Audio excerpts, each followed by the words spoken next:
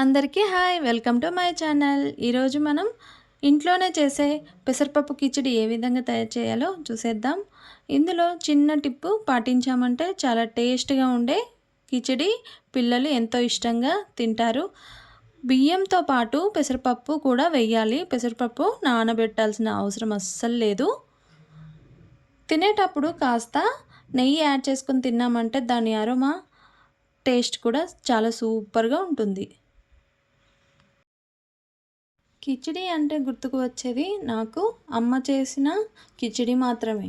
ఒకసారి నాకు బాగా జ్వరం వచ్చింది. బయట ఫుడ్ అంటే ఆ వాసన కూడా నచ్చలేదు. డాక్టర్ చెప్పాడు లైట్ ఫుడ్ తినాలి అని. అప్పుడు అమ్మ ఏం చేసింది తెలుసా?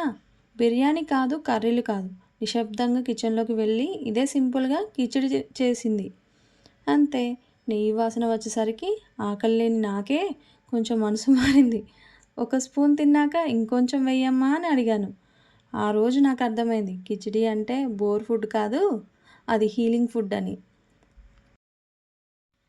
అందుకే ఈరోజు నేను మీకు చూపిస్తున్న ఈ కిచిడి హోటల్ రెసిపీ కాదు, ట్రెండ్ రెసిపీ కాదు, అమ్మ చేతి నమ్మకం. అందుకే దీన్ని చేసేటప్పుడు ఓపిక, ప్రేమ, నెయ్యి 3 తప్పనిసరిగా వేసుకోండి.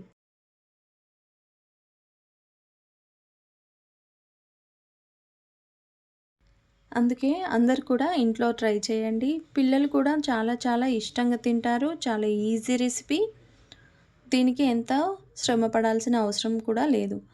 ఇంట్లో వెజిటేబుల్స్ ఏం లేనప్పుడు కూడా ఇలా ట్రై చేసి వేరే ఏదైనా కాంబినేషన్లో కూడా పెట్టొచ్చు. చాలా ఈజీగా చేసుకునే రెసిపీ. ఇలాంటి మరిన్ని రియల్ లైఫ్‌లో జరిగిన ఇన్సిడెంట్స్ అన్నీ కూడా వినాలనుకుంటే నా వీడియోస్‌ను చూడండి. నా ఛానల్‌ని సబ్స్క్రైబ్ చేసుకోండి. లైక్ చేయండి, షేర్ చేయండి. నా ఛానల్‌ని సపోర్ట్ చేయండి.